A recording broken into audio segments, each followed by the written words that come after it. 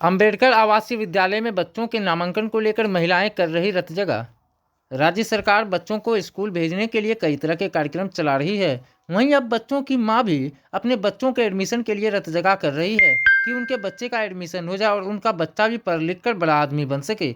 समाहरणालय गेट के सामान स्थित बजरंगबली मंदिर के सामने दर्जनों महिला बैठी हुई है। दरअसल अंबेडकर विद्यालय में एडमिशन के लिए कल्याण विभाग में सुबह 6 बजे से फॉर्म भरा जाना है, जिसको लेकर महिलाएं यहां रत जगा कर पहले लाइन लगकर फॉर्म भरने के लिए बैठी हुई है। महिलाओं ने खाना भी नहीं खाया है क्योंकि इन्हें बाथरूम ना लगे, क्योंकि यहाँ पर बाथरूम तक की भी व्यवस्था नहीं है। और माँ अपने बच्चों के दाखिले को लेकर तपस्या कर रही है कि एडमिशन हो जाने पर उनका बच्चा भी बड़ा आदमी बन सके। अम्बेडकर हरिजन स्कूल में यहाँ बैठे हुए हैं। यहाँ कल्याण विभाग में आवेदन गिराएंगे सुबह 6 बजे। रात भर यहाँ रहना पड़ेगा। काहे के लिए कि बहुत दूर घर है यहाँ पे, फिर कैसे आएंगे रात में? तो एक दिन पहले आके रहते हैं, कल सुबह गिराएंगे आवेदन। और व्यवस्था खाना पीना बाथरूम कुछ नहीं है व्यवस्था हम सबको। सुबह आए हैं। कहाँ से? साकुन से। बांका जिला। हाँ बांका। बच्चे के भविष्य के लेके रात भर जगना पड़ रहा है। हाँ बच्चे के लिए हम सब आए हैं। नाम क्या है? Rita Devi. Eastern Bihar industries association कार्यालय में वित्त मंत्री द्वारा प्रस्तुत केंद्रीय बजट का हुआ परिचर्चा।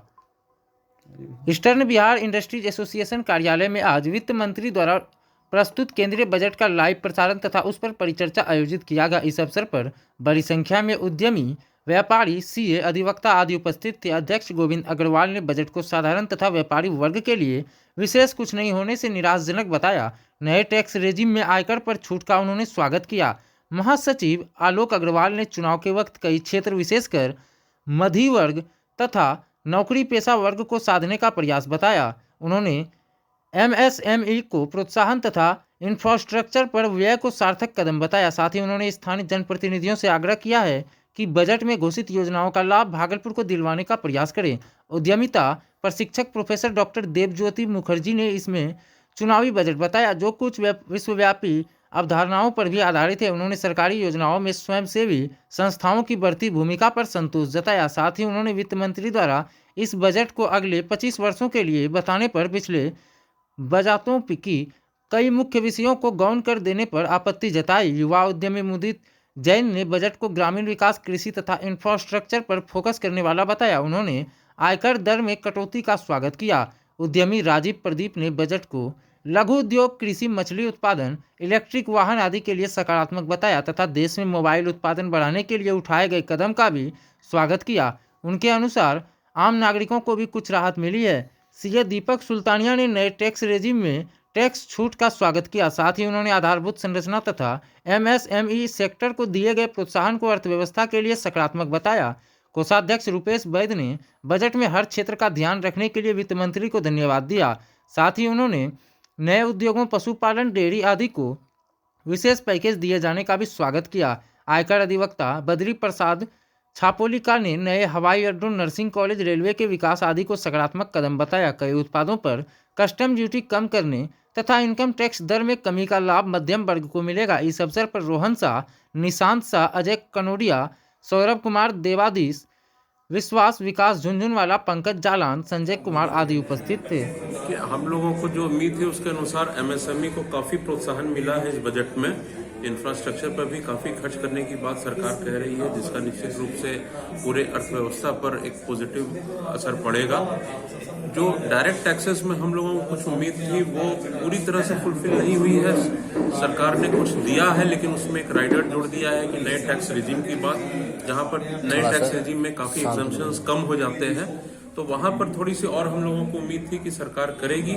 लेकिन ये चुनाव का समय है, सरकार ने सारे क्षेत्रों को छूने की कोशिश की है और हमें उम्मीद है कि अर्थव्यवस्था को इससे गति मिलेगी। पिछले साल तो बजट पेश किया गया, उसके और इसके अनुकूल क्या लगा? तो निरंतरता भी वित्त मंत्री ने बनाई हुई है। जो राज्य सरकारों के साथ उनका इंफ्रास्ट्रक्चर पर खर्च वगैरह की बात थी वो सब उन्होंने फिर से कंटिन्यू किया है और समय का अनुसार वो परिवर्तन भी आता रहता है और काफी कुछ खर्च, नए खर्च की बात की है उन्होंने। नए ट्रेनिंग, स्किल्स ट्रेनिंग की बात की है जो कि मुझे लगता है कि आगे आने वाले समय में काफी लाभप्रद होगा। परिचय आलोक अग्रवाल।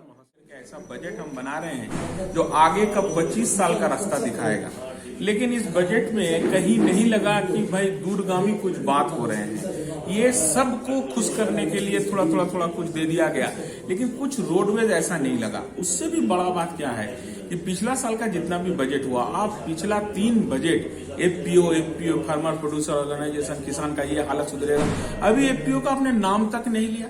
और आज फिर आप एक बात कर रहे हैं कि भाई हम महिला 81 लाख महिला ग्रुप को लेके हम फिर एक ऑर्गेनाइजेशन तैयार करेंगे और उसका मार्केटिंग करेंगे। आप जो काम शुरू करते हैं उसका कंटिन्यूएशन तो दिखना चाहिए, तब ना आगे 25 साल बाद कुछ देश का उस जगह दिखेगा। आपने नेशनल बैम्बू मिशन लेके आया था, बहुत आशा का संचार हुआ था कि बहुत बड़ा काम होंगे, क्या हुआ साहब? वहां नहीं दिखाई दिया। आज भी आप जितना चीज लेके आए इसका कंटिन्यूएशन समझ में नहीं आ रहा है। हाँ, कुछ बातें जो सर अभी तक कह रहे थे तुरंत कि हाँ आपका इनकम टैक्स स्लैब में थोड़ा सा दिया गया है सहूलियत, थोड़ा सा आपका एजुकेशन पे काम किया गया, लाइब्रेरी खोलने की बात आई, digital as well as physical library, बहुत सारा मेडिकल कॉलेजेस नया खुल रहे हैं। ये सारे बात स्वागत योग्य है, लेकिन आप कह रहे हैं कि 25 इयर्स का यहाँ दिखाई पड़ेगा फुटप्रिंट, ऐसा मुझे नहीं दिखाई दिया। लेकिन चलिए, इलेक्शन है, इतना ही आशा कर सकते हैं हम लोग। बहुत बहुत धन्यवाद प्रोफेसर डॉक्टर देवज्योति मुखर्जी, उद्यमिता प्रशिक्षक, लाइफ स्किल ट्रेनर और युवा जागृत करता। रिलायंस निप्पो लाइफ इंश्योरेंस में बेहतर प्रदर्शन करने वाली श्रीमती मंजू को MDRT सम्मान से किया गया सम्मानित।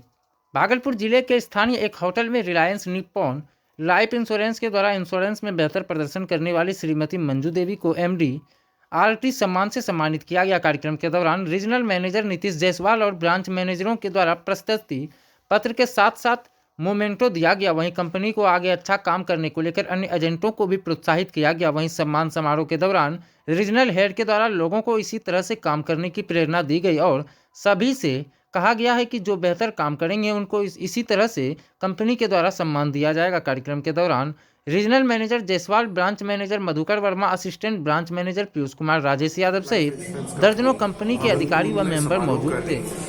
ये समारोह का सर्वप्रथम उद्देश्य था MDRT फेलिसिटेशन। MDRT जो होता है वो रिलायंस या कोई भी बीमा कंपनी का अव्वल अवधा माना जाता है। अगर बीमा का कोई भी व्यापार करता है उसमें MDRT सबसे टॉप पोजीशन पर माना जाता है, और ये सिर्फ नेशनल लेवल पर नहीं रहता, इंटरनेशनल लेवल पर रिकॉग्नाइज करता है। और इसी मीटिंग को हमारे भागलपुर के श्रीमती मंजू रानी जी ने क्वालिफाई किया MDRT को। आज उनको हम लोग सम्मानित कर रहे हैं इस समारोह में। कहाँ से लोग हैं? इस मीटिंग में भागलपुर रीजन रिलायंस का जो कवर करता है वो पूरा पूर्वी बिहार और झारखंड का पोर्शन कवर करता है, तो हर क्षेत्र से लोग आए हैं, चाहे वो डुमका हो, मुंगेर हो, देवघर हो, सहरसा हो, हर तरफ से लोग आए हैं और इस फंक्शन में सम्मिलित हुए हैं उनको सम्मान करने के लिए। परिचय। मेरा नाम नीतीश हुआ और मैं रिलायंस फैमिली को रिप्रेजेंट करता हूँ as a regional manager Bhagalpur region से। नवयुग विद्यालय के बच्चों को सिखाया गया CPR। लगातार जीवन बचाने के लिए अभियान में जुटी जीवन जागृति सोसाइटी के द्वारा आज नवयुग विद्यालय में प्रिंसिपल श्री शुभदीप डे एवं दर्जनों शिक्षकों की उपस्थिति में छात्रों को CPR सिखाने का कार्यक्रम किया गया। CPR यानी हृदय और सांस को पुनर्जागृत करने की विधि सिखाने का कार्यशाला नवयुग विद्यालय में किया गया। आज लगभग 1 बजे अपराह्न जीवन जागृति सोसाइटी की टीम वहां पहुंचकर वहां मौजूद करीब 200 बच्चों एवं शिक्षकों को डम्मी पुतले पर CPR करके उन्हें CPR सिखाया गया। संस्था के अध्यक्ष डॉक्टर अजय सिंह ने बताया कि चाहे किसी को घर या ऑफिस में हार्ट अटैक हो या सड़क दुर्घटना में घायल व्यक्ति हो या डूब रहे व्यक्ति को बचाने के बाद की स्थिति हो, यदि वह अचेत है और लगता हो कि उसकी सांसें नहीं चल रही है एवं धड़कन यानी पल्स नहीं चल रहा है, तो उसके छाती के बीचों बीच दोनों हथेलियों को इंटरलॉक करते हुए छाती के सबसे निचले हड्डी से 2 उंगली की चौड़ाई के ऊपर दोनों निपल के बीच 1 मिनट के 100 की रफ्तार से 25 बार छाती 2 इंच तक दबाना होता है और फिर 2 बार मुंह में सांस देना है। यह प्रक्रिया कई मिनट तक करना है और इस बीच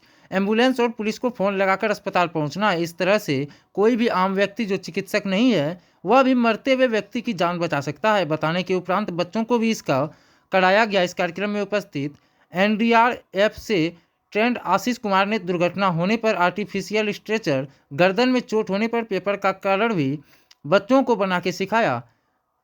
साथ ही कहीं से रक्त स्राव हो रहा हो तो उसको बंद करने का उपाय, कील या छड़ किसी अंग में घुस गया हो तो क्या करना, बातों को भी बताया। डॉक्टर अजय सिंह ने बताया बच्चों को दुर्घटनाग्रस्त व्यक्ति को अस्पताल पहुंचाने पर सुप्रीम कोर्ट का हवाला देते हुए कहा कि अब डरे नहीं, बल्कि सरकार ऐसे गुड सिमेरिटन को जो दुर्घटनाग्रस्त व्यक्ति को अस्पताल पहुंचाती है उनको 5,000 रुपये इनाम देती है।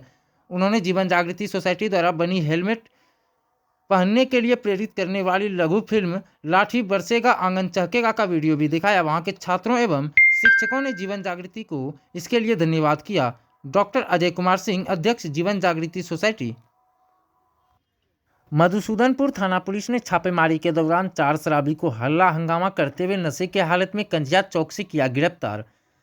उसे थाना लाने के बाद ब्रेथ एनालाइजर मशीन से जांच करने के बाद 4 शराबी को शराब पीने की पुष्टि हुई है। गिरफ्तार शराबी की पहचान मधुसूदनपुर थाना क्षेत्र के राघोपुर टीकर निवासी मुकेश कुमार, मोहम्मदपुर निवासी सुनील चौधरी, ललमटिया थाना क्षेत्र के पिपरपाती निवासी रवि कुमार, नाथनगर थाना क्षेत्र के विषहरी स्थान निवासी जितेंद्र प्रसाद दास के रूप में हुई है। वहीं पर मधुसूदनपुर थानेदार महेश कुमार ने बताया कि उत्पाद मद्य निषेध अधिनियम के तहत प्राथमिकी दर्ज कर न्याय के हिरासत में भेज दिया गया है। नाथनगर थाना पुलिस ने छापेमारी के दौरान हल्ला हंगामा करते हुए 2 शराबी को सुभाष चौक से नशे के हालत में किया गिरफ्तार। उसे थाना पर लाने के बाद ब्रेथ एनालाइजर मशीन से जांच करने के बाद 2 शराबी को शराब पीने की पुष्टि हुई है। गिरफ्तार शराबी की पहचान ललमटिया थाना क्षेत्र के पिपरपाती निवासी शंकर शाह, बबरगंज थाना क्षेत्र के मिर्जानहाट निवासी बालदेव शाह के रूप में पुलिस ने की है। वहीं पर नाथनगर थाना इंस्पेक्टर खलीक उजमा ने बताया कि उत्पाद मद्य निषेध अधिनियम के तहत प्राथमिकी दर्ज कर न्यायिक हिरासत में जेल भेज दिया गया है। मधुसूदनपुर थाना पुलिस ने मारपीट मामले में फरार 2 नामजद आरोपी को गिरफ्तार कर आज न्यायिक हिरासत में भेज दिया है। मामले पर मधुसूदनपुर थानेदार महेश कुमार ने कहा है कि भतोड़िया गांव निवासी एक महिला बीते 19 तारीख को 7 नामजद के विरुद्ध वाद विवाद मारपीट होने को लेकर प्राथमिकी दर्ज कराई थी। उक्त मामले में पुलिस ने छापेमारी करते हुए 2 नामजद आरोपित को गिरफ्तार कर लिया है। गिरफ्तार आरोपित की पहचान आशीष चौधरी व रोशन चौधरी के रूप में किया है। अग्रतर कार्रवाई करते हुए आज दोनों को न्यायिक हिरासत में भेज दिया गया है।